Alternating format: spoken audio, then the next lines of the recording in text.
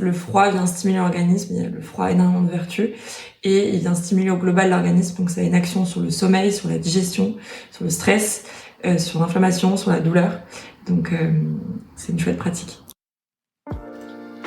Bonjour à toi, chers bâtisseurs, chères bâtisseuses, et bienvenue dans ce nouvel épisode des Bâtisseurs d'Indépendance. Aujourd'hui, on retrouve, mon ami Thierry, des Bâtisseurs, et on a une nouvelle invitée qui s'appelle Adèle Bouscas, qui a créé l'entreprise Maoli. Bonjour Adèle, comment tu vas ? Bonjour, ça va très bien, merci beaucoup. Je suis très contente d'être avec vous ce matin. On est très contents aussi. C'est réciproque. C'est réciproque. Tu es la première femme interviewée sur cette chaîne. C'est un honneur de t'avoir parce que moi, je te connais personnellement.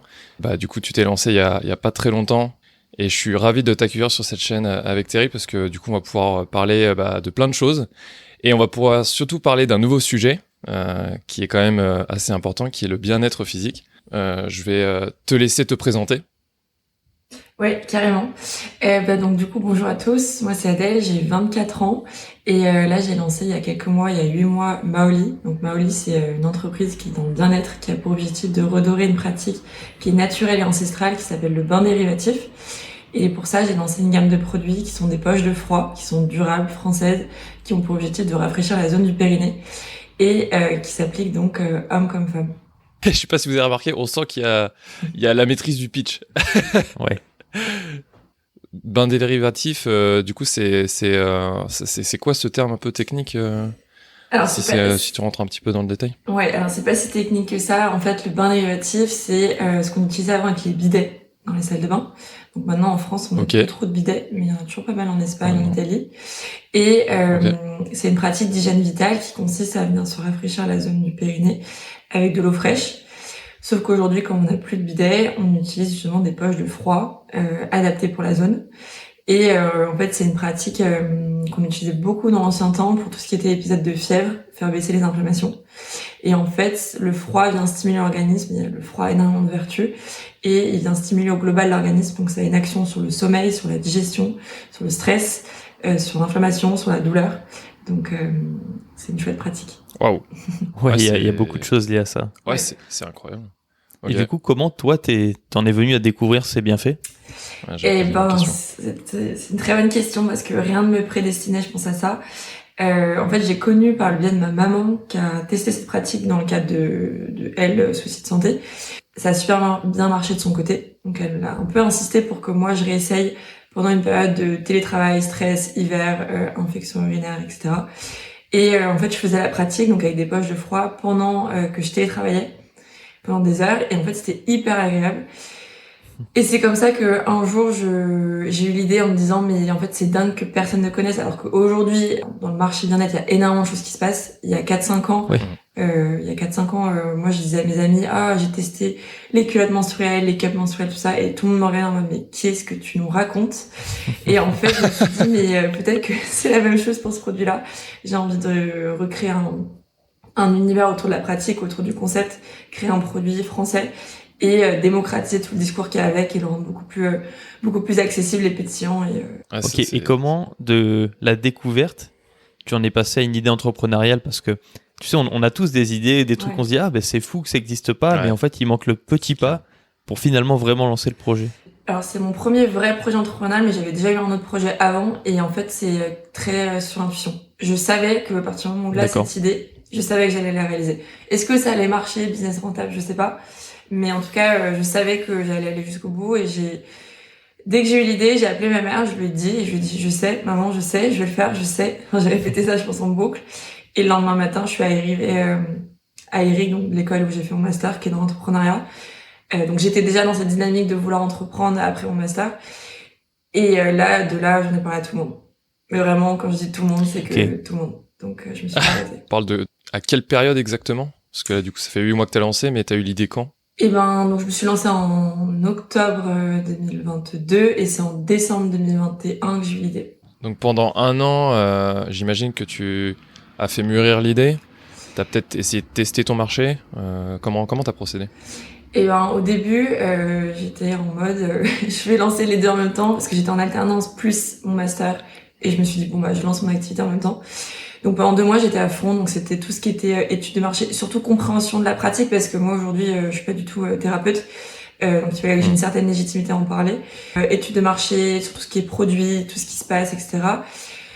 Prise de contact un peu réseau. Et au bout de 2 mois, là j'ai commencé à tirer sur la corde et à me rendre compte que c'était plus possible parce que mon alternance était entre Paris et Nantes et mon école à Lyon. J'ai commencé à me perdre. Et du coup, j'ai dit, OK, je vais en suspens. Donc, j'avais créé un beau Notion avec toutes mes idées, j'avais tout structuré, mes étapes de développement, enfin bref. J'ai mis en pause et j'ai commencé à recommencer à la période où, en juillet, je me suis mis sur mon projet de fin de master. Je l'ai fait là-dessus, donc ça m'a permis de redonner un peu une impulsion sur le projet. D'accord. Notion, très bon outil, ceci. Mais bon, en même temps... Je comprends cette situation parce que du coup, moi, j'ai lancé mes micro-entreprises pendant mon école d'ingé et j'ai essayé de gérer ça aussi pendant mon master là.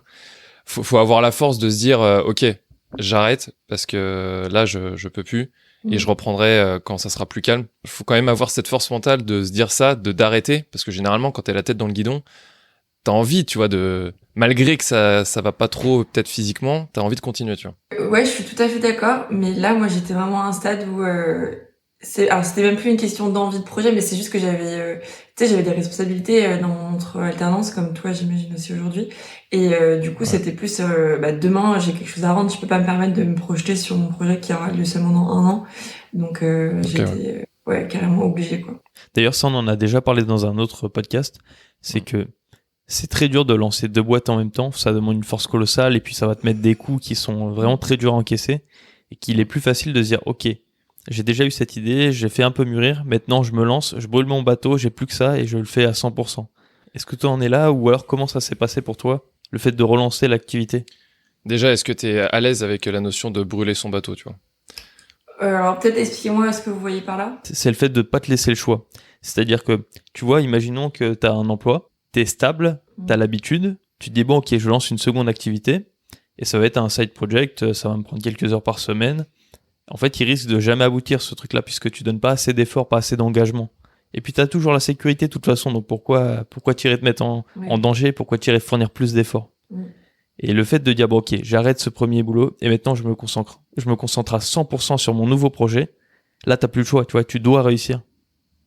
Ouais. Donc c'est ça la notion de brûler le bateau. Ok, et moi j'étais dans cette notion-là en octobre quand je me suis mis à 100%, j'étais dans cette notion où je me suis donné 1 an, j'avais aussi une enveloppe d'argent de côté et je me suis dit ça c'est ce que je suis prêt à cramer et c'est le cas, je l'ai cramé. Non mais c'est dingue. Et du coup, si on parle, parce que là ça fait 8 mois, t'as quand même du background, tu vois, derrière, c'est quoi un petit peu le bilan aujourd'hui? Je vois ça un peu comme, en tout cas, ça fait 1 semaine que j'ai cette image en tête, un peu comme une échelle, où là, je pense que j'ai vraiment stabilisé l'échelle. Enfin, j'ai vraiment dressé. On voit qu'il y a une possibilité à ce que ce projet et tout ce qu'il y a avec monte, mais je l'ai vraiment stabilisé. Okay. Donc là, elle est vraiment ancrée, c'est-à-dire que si je fais une ou 2 marches, elle va pas repartir en arrière, enfin, pas tout de suite. Et là, l'idée, c'est vraiment de faire 1 ou 2 bonnes marches dans tout ce qui va être la phase commercialisation, parce que là je pense que je suis identifiée, j'ai des bases solides, etc. Mais il va falloir qu'au bout d'un moment, si on veut que le business y tourne, que je vende. Et là j'ai lancé seulement depuis 1 mois le site et je suis toute seule, donc en termes de tout gestion c'est compliqué. Et puis il y avait dans le club. Et puis il y avait tout la précommande Ulule à gérer, donc tout ce qui est livraison, faire les colis et tout. Donc c'était intense et là l'idée c'est vraiment pour à partir de septembre de lancer à plus grande échelle.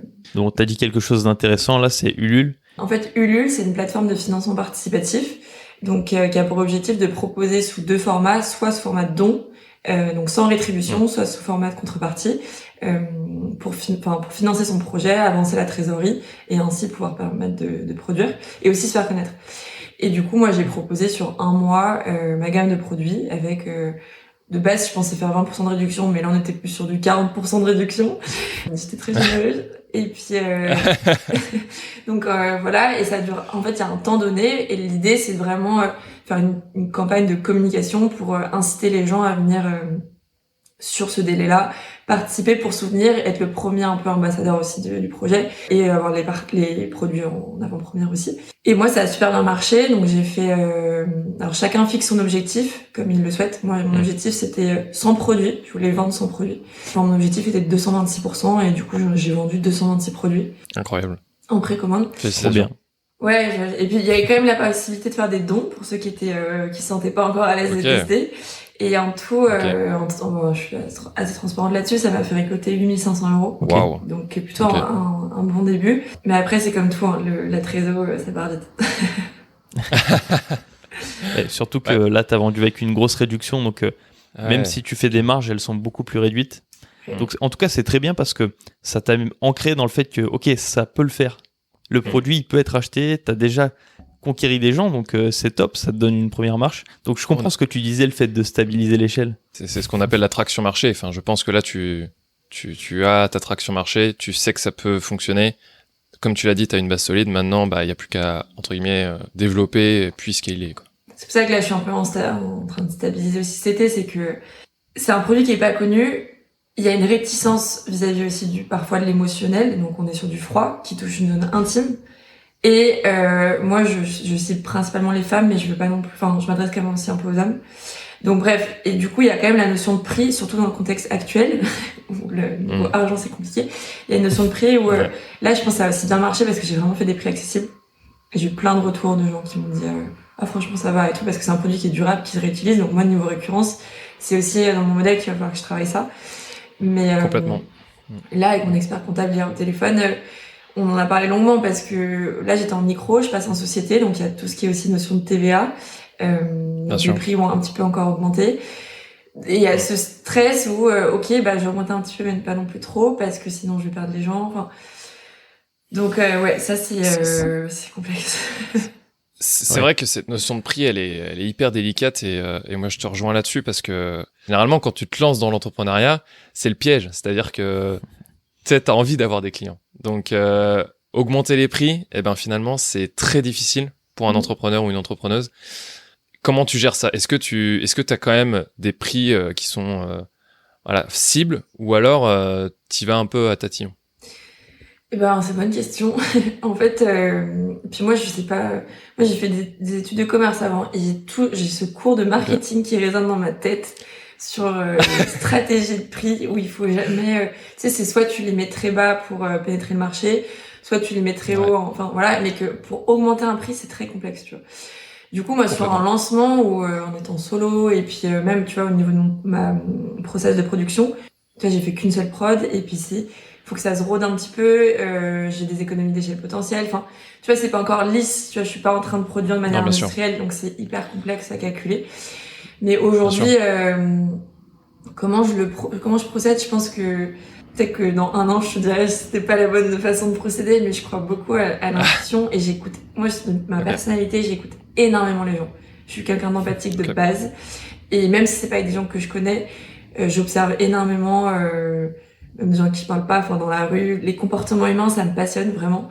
Je pense que le marché du bien-être, je l'ai toujours observé et du coup, je vois un peu ce qui se fait. Et aujourd'hui, par exemple, la plupart des produits qui vont être aux alentours de mes prix. Donc là, au début, j'étais plus sur une tranche de 35 €. Là, je m'apparente plus sur du 40.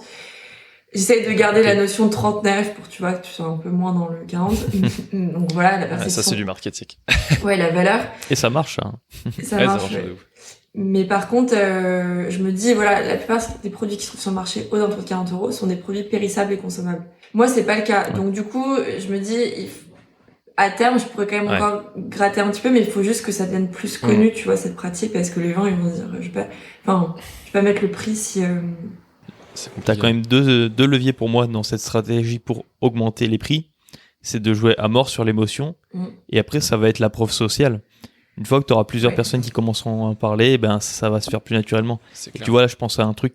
Il suffit que tu aies une personne un peu connue qui dise « Ah j'ai essayé, ça marche vraiment », alors là, t'exploses. Ouais. Et tu vois, c'est pas 5 € dans le prix de ton produit qui va changer, c'est vraiment la qualité.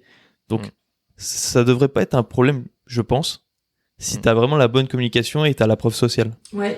Non, et puis que derrière, le produit est qualitatif aussi, parce que, je veux dire, comme tu l'as dit, c'est quand même quelque chose qui est pas périssable, qui est quand même qualitatif. faut aussi assumer, je pense, ses prix, mais après, enfin, c'est pas des conseils qu'on te donne non plus, mais je veux dire, c'est vrai que c'est facile de l'extérieur de donner des conseils. Ouais, c'est clair. Non, mais en vrai, je vous rejoins là-dessus sur tout ce qui va être la communication. C'est, enfin, moi, je le dis peut-être pas encore assez, mais c'est du 100% français. Et en vrai, en termes de prix, ça change tout. Ça change vraiment tout. Oui. Et du coup, et les gens s'en rendent pas forcément encore compte parce que là, je touche un secteur bien-être. Ça veut pas dire que forcément eux, ils sont sensibles au français. Enfin, bref, du coup, il y a plein de choses à communiquer et notamment aussi tout ce qui va être témoignages. Et là, j'en avais déjà pas mal, mais c'était pas mon produit. Donc moi, je me sentais moins légitime de me dire bon bah vas-y, j'appuie là-dessus. Ouais. Et là, ça y est, je commence à avoir. Enfin, en soi, mon produit, il reste fonctionnel dans le sens où la fonctionnalité qu'il y a à atteindre, c'est rafraîchir la zone du périnée. C'est ce qui va l'effet qu'on est venu chercher sur le bien-être. Et après, on va être sur des indicateurs plus confort, design, origine. Et je pense à un autre truc que tu as cité plusieurs fois, c'est le fait que c'est réutilisable. Alors, pourquoi cette volonté de ta part ? Parce que moi, je suis hyper engagée dans toutes ces... Enfin, tu vois, là, du coup, si je devais réfléchir que économiquement, c'est peut-être pas la meilleure idée. C'est indéniable. Alors là, c'est impossible. Ouais, c'est non négociable. Non négociable. Et c'est pour ça que, tu vois, aujourd'hui, je me dis, j'ai d'autres idées de produits et je vais diversifier tout, mais forcément, en vrai, je rentre dans le dur là et je me rends compte que pour se tirer un salaire dans une boîte en France, c'est très compliqué.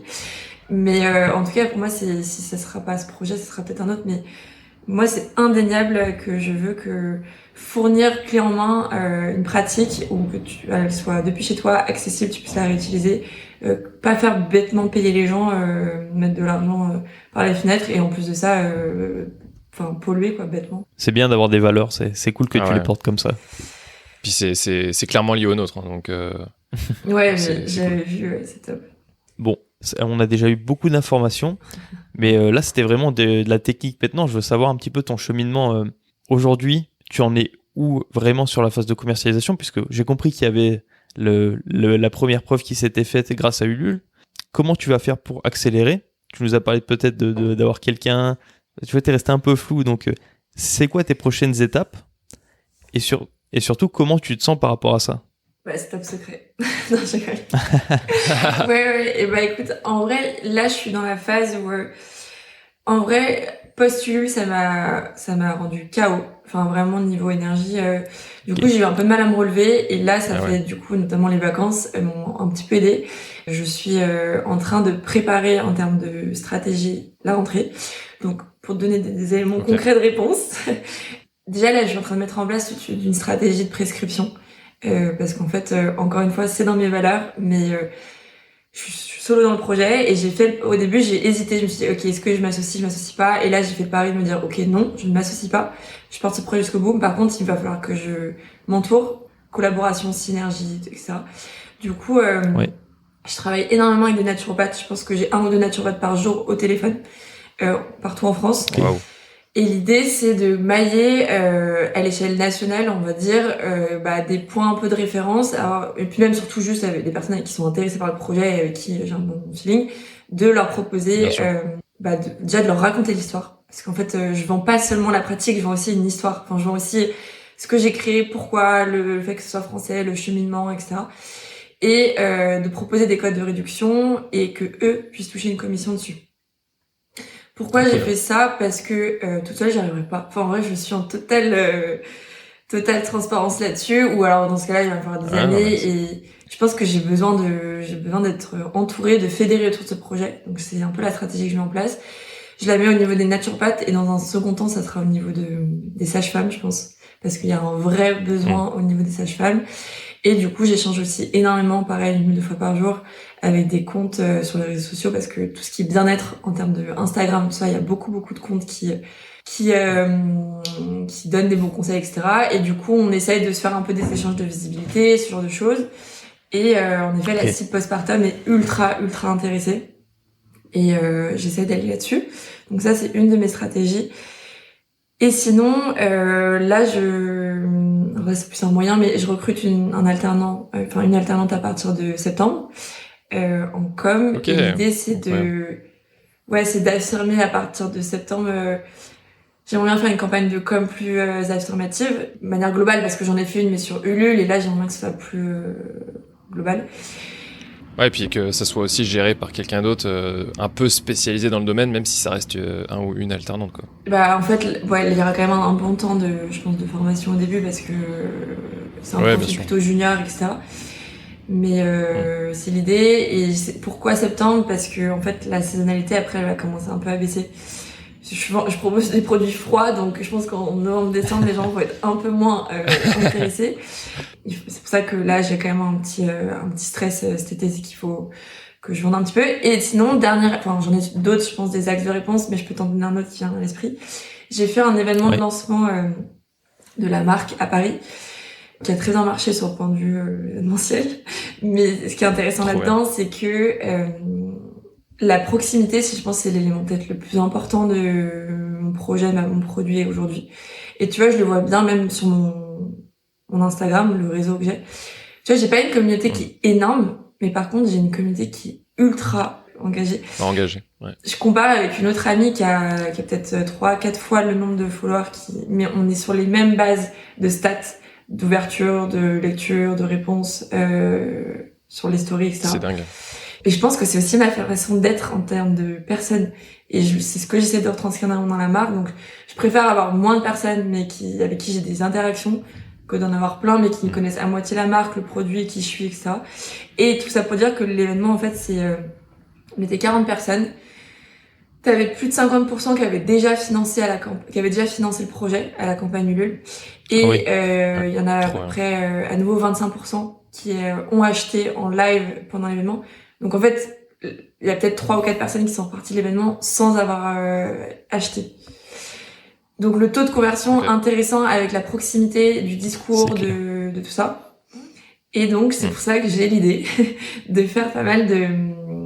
Enfin là par exemple en vacances, je vais dans un lieu où je vais tout le temps et typiquement je vais faire un marché parce qu'il y a une cible de personnes qui a de l'argent, qui est ultra intéressée par tout ce qui est bien-être, etc. Et aussi sur Lyon, j'ai prévu de faire un ou deux marchés comme ça, histoire de me faire un peu plus connaître localement. C'est des axes. Top. Il y a plein d'éléments là. Mais non, mais c'est trop bien parce que, enfin, on sent l'engouement aussi dans ta voix et ça fait trop plaisir parce que un premier succès, tu vois, d'avoir fait cet événement, d'avoir réussi cette campagne Ulule.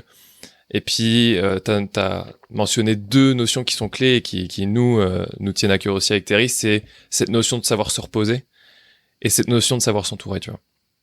C'est hyper clé et tu l'as bien abordé et en fait on le voit bien, c'est que au bout d'un moment on est humain, il faut s'arrêter, il faut savoir s'arrêter et il faut savoir également s'entourer de personnes qui vont pouvoir te porter vers le haut et de personnes qui vont pouvoir aussi vendre tes produits. Donc c'est en termes de stratégie commerciale, c'est hyper malin. En plus, ça revient vraiment dans chaque interview. Il y a personne qui nous a pas dit ces 2 points-là. Donc, tu vois, c'est typiquement entrepreneuriat. C'est clair. Enfin, ça se résume à ça, quoi, finalement. Alors, est-ce que tu peux peut-être revenir sur cette notion de pas vouloir t'associer? Pourquoi t'as choisi de pas t'associer?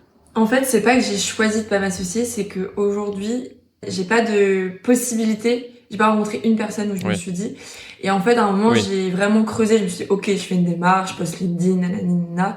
Et en fait, je suis pas sûre. T'as pas voulu forcer les choses. Ouais, je suis pas envie de forcer les choses. Et il y a tellement tout qui est dans ma tête que je pense que j'ai besoin d'avoir de l'aide en opérationnel sur 2 choses, mais que je peux encore aujourd'hui trouver à travers un alternant ou 2. Et ouais, mais que tu puisses aussi te démultiplier un petit peu, on va dire, tes compétences, les transmettre à quelqu'un d'autre et pouvoir te concentrer sur des choses essentielles. Ouais. Et je pense que l'association, t'as pas besoin de la chercher, en fait. Si ça se fait, ça se fera. Ça va te tomber dessus. Ouais, c'est clair. Et sinon, tant pis, il faut que tu traces ta route parce que le temps que tu cherches un associé, tu vas mettre de l'énergie, du temps, et en plus, oui, voilà, en plus c'est du stress, et tu sais pas vraiment sur qui tu tombes, parce que du coup, tu auras tellement cherché que tu vas commencer à oublier les défauts, tu vas te les cacher. Ouais, c'est vrai. Donc, pour moi, c'est pas bête que tu fasses ça seul, tant qu'il n'y a pas quelqu'un qui tombe dessus et tu dis, en fait, cette personne va me faire aller beaucoup plus vite, tu vois, comme avec Hugo, par exemple, pour le podcast, c'était naturel. On s'est pas posé la question de avec qui on voulait le faire, on s'est dit, on va faire ça ensemble. Ouais. Non, mais je suis entièrement d'accord et on aurait eu cette discussion à 3 mois. Je vous aurais pas dit ça. Mais c'est comme quoi, c'est ouf d'avancer. Mais en janvier, février, mars, ça a été hyper dur. Franchement, d'être toute seule, j'arrivais pas à sortir un produit français. Enfin, vraiment, je voulais faire cette campagne, je m'étais fixé un objectif qu'il fallait que je tienne, en termes de saison aussi, c'était important et tout. Bref. Et là, j'étais vraiment dans le doute de me dire, ok, peut-être qu'il faut que je trouve quelqu'un, voilà, j'arrive pas. Et en fait, là, je suis, je sais pas, j'en profite, mais je suis heureuse. Je sens que cette première étape de campagne m'a permis de faire un vrai bond en termes de confiance c'est pas en moi, mais c'est dans le projet. Ça m'a permis d'affirmer publiquement que j'avais ce projet-là. Enfin, publiquement, on est encore sur une échelle réduite, hein, mais que voilà, c'est assumé, on sait ce que c'est mes produits, on sait ce que je fais, etc. Et ça m'a permis de faire un vrai bond, et maintenant, j'ose plus facilement le porter solo. Je le vois dans mes discours, je suis beaucoup plus à l'aise d'aller en parler. J'ai pas cette peur de ah mais qu'est-ce qu'elle nous fait celle-ci. Enfin, j'ose beaucoup plus. Donc c'est pour ça que j'ai moins besoin d'être avec quelqu'un voilà, qui me soutienne. D'accord. En fait, ce que tu décris, c'est qu'avant, tu avais le sentiment d'imposteur qu'on a tous au début quand on commence quelque chose. Oui. Et il faut faire le chemin. Donc, bien sûr, c'est plus facile quand tu es épaulé par quelqu'un, mais c'est top que tu l'aies surmonté. Et en fait, là, on voit tout de suite l'évolution qu'il y a chez toi. C'est que maintenant, tu es prête. Quoi. Ouais, mais par contre, sur d'autres projets, maintenant, c'est hyper révélateur de la situation de chaque entrepreneur et d'entrepreneuse, en fait, finalement. Mais c'est beau, et félicitations encore une fois à toi, parce que c'est pas évident de maintenir la tête hors de l'eau, et c'est trop cool, on te souhaite que le meilleur.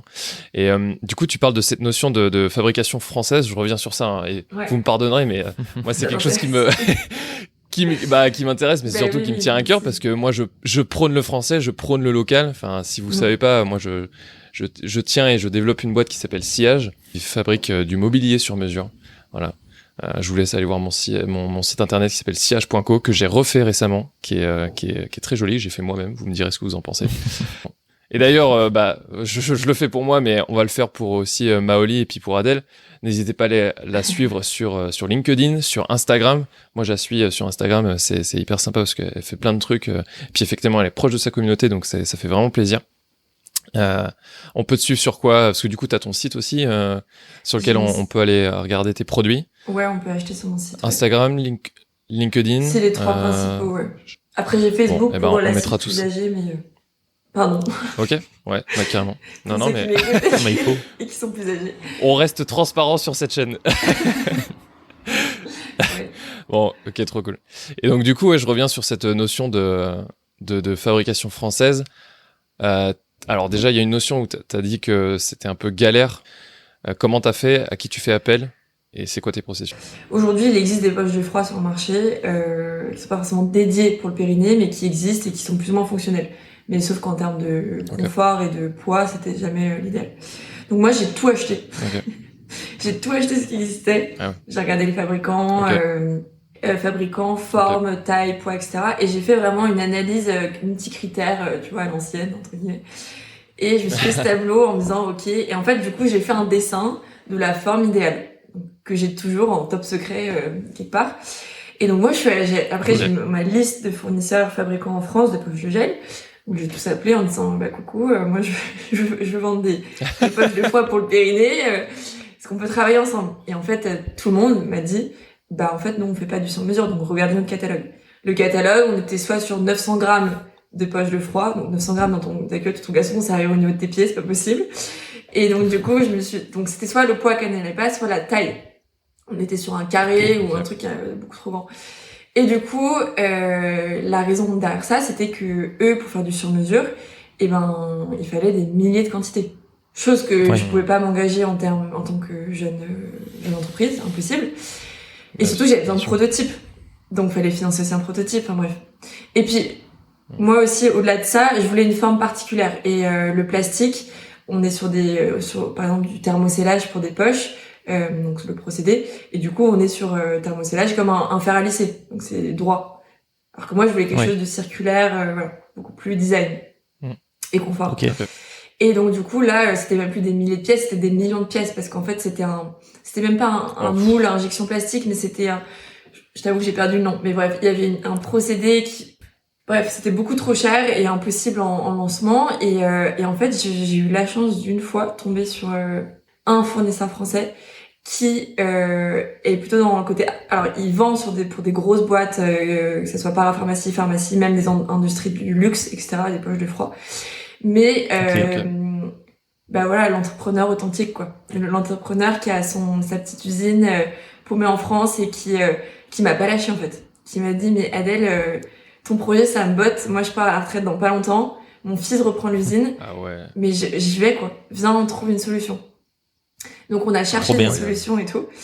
Et là, j'ai eu la chance d'avoir, à ce moment-là, mon copain de l'époque et mon papa, qui m'ont beaucoup aidé parce que moi, en fait, j'étais perdue. Je comprenais plus rien de ce qu'il fallait faire. Enfin, j'ai un profil commerce, pas du tout ingénieur. Donc, ça me stressait. Vraiment, ça me générait un stress et une énergie que j'arrivais pas du tout à gérer.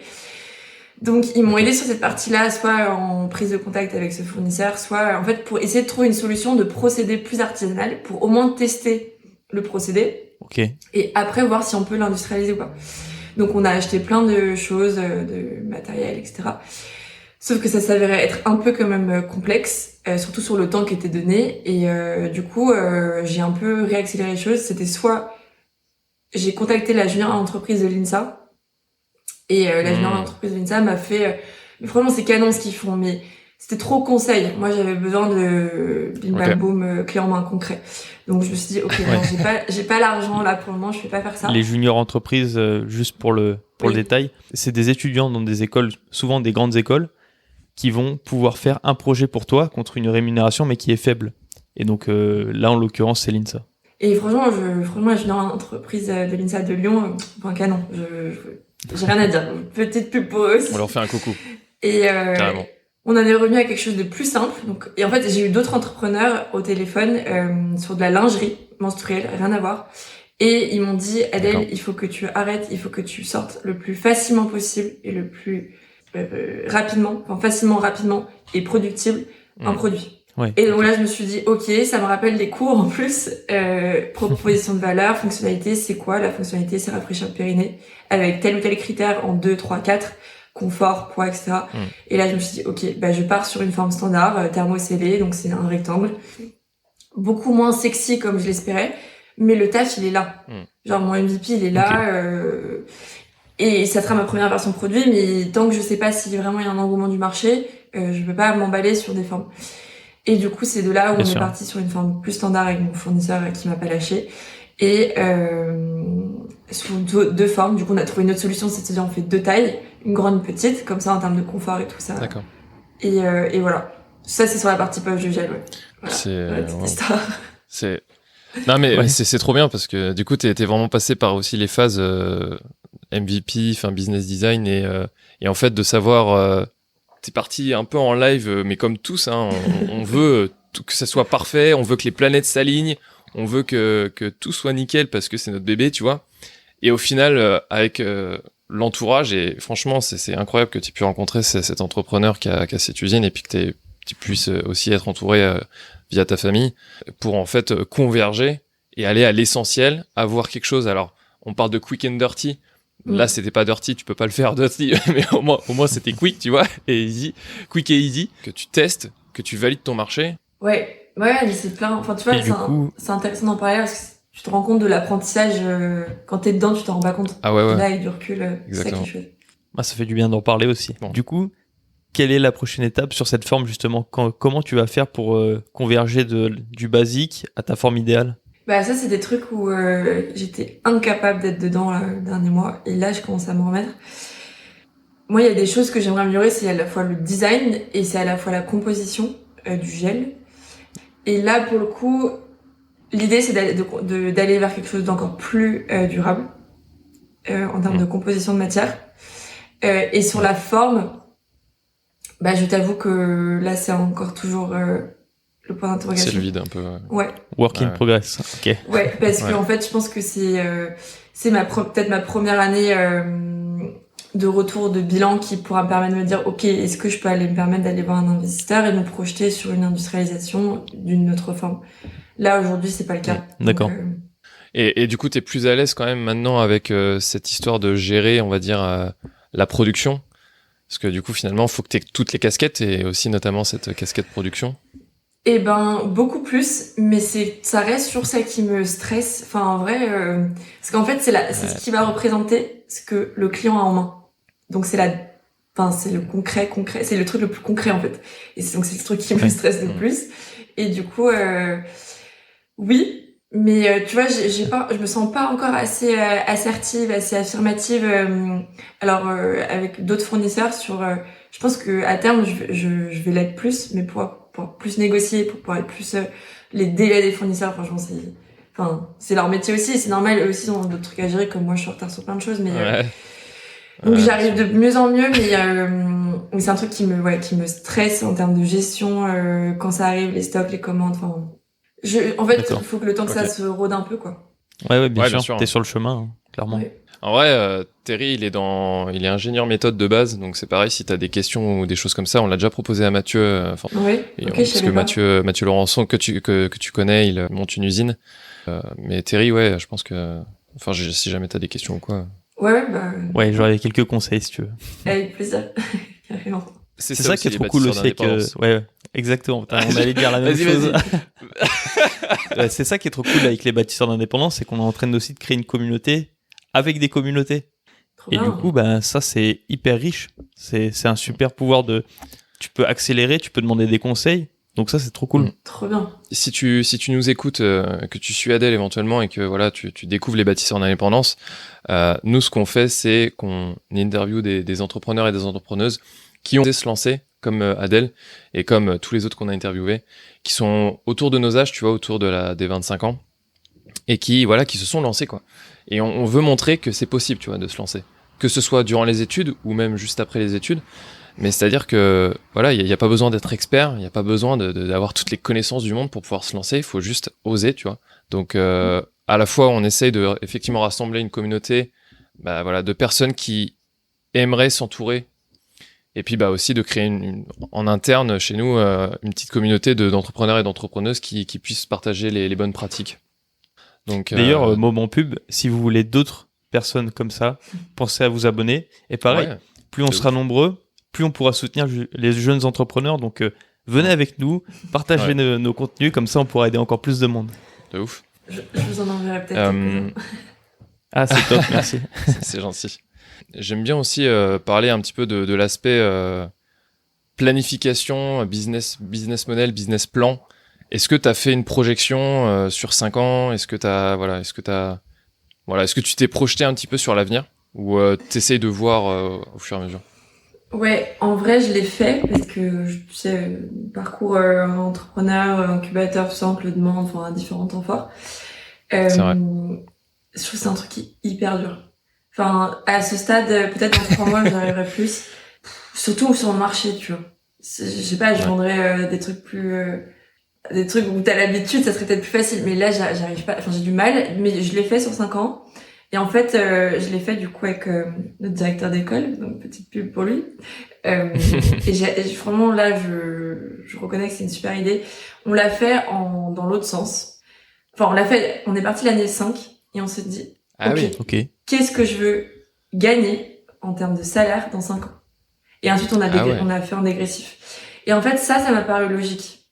Parce que du coup, je me suis dit, c'est pas j'espère, alors je ferai ci, ça, ou... Non, c'est en fait, j'ai un objectif, moi. Au bout d'un moment, si je fais ça, c'est clairement parce que j'en ai envie, mais c'est aussi, il faut que j'en vive. Donc on est parti sur cette base-là. Et j'ai vraiment aimé faire cet exercice où du coup, ça m'a rassurée parce que d'un côté, je me suis dit, c'est un objectif qui est ambitieux, mais qui est réalisable.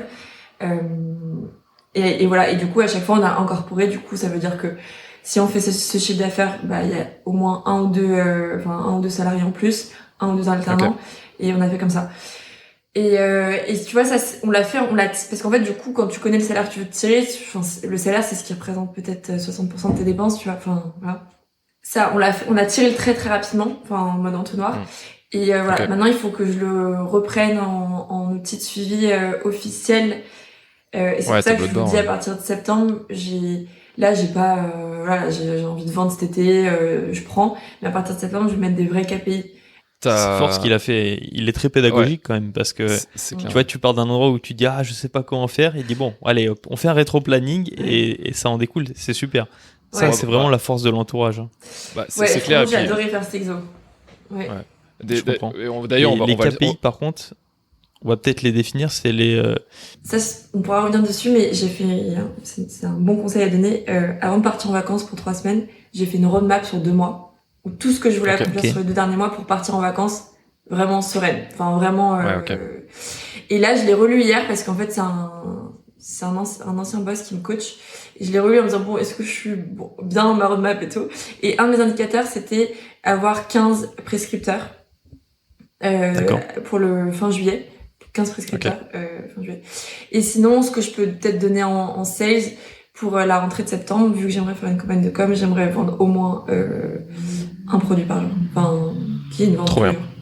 Et du coup, je reviens sur la personne qui t'a accompagné sur le business plan, c'est Stéphane Galli, qu'on salue évidemment, qui est le directeur de IRIG, l'école d'innovation dans laquelle moi je fais mon master, et Adèle a été diplômée tout récemment. Et c'est vrai que c'est une machine de guerre. Donc on le salue. Mais je reviens du coup sur le business plan. Donc c'est difficile de se projeter, effectivement, parce que on sait pas ce qui va se passer dans 5 ans. Donc t'as quand même eu une méthode où tu t'as quand même forcé le pas pour essayer d'avoir des objectifs et de savoir où est-ce que tu vas. Mais ça veut quand même dire du coup que tu t'es lancé sans plan en fait, enfin juste avec l'idée de se dire en fait intrinsèquement je sais que ça peut marcher, donc je teste. En fait, j'avais quand même un business plan, hein, tu vois. C'était de la purée. Enfin, tu vois, ça voulait rien dire. C'était ok, je vais vendre ce produit à tel prix, j'ai une marge à tel prix.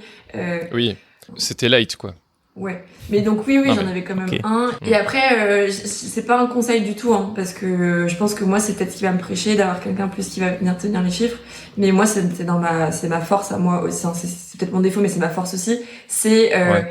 J'ai l'intuition, je vais aller jusqu'au bout, et tu vois, ça s'est mis en mouvement et c'est ok. Mais là, il va falloir, j'ai particulièrement conscience qu'il faut que je suive plus les chiffres là. De toute façon, t'as raison, hein, il vaut mieux se baser sur ses forces et les augmenter plutôt que d'essayer de corriger toutes ses faiblesses.